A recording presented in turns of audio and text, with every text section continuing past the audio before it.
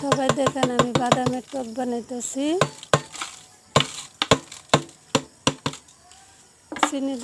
চিনি দিছি,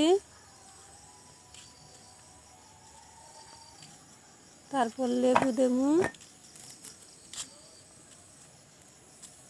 সবটির রস, 3টা লেবু আছে, 3টা লেবুর রস নেব।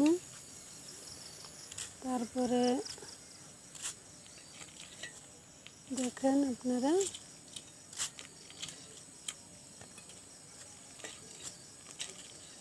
একটা একটা করে সবটি নিয়ে নিতেছি রস।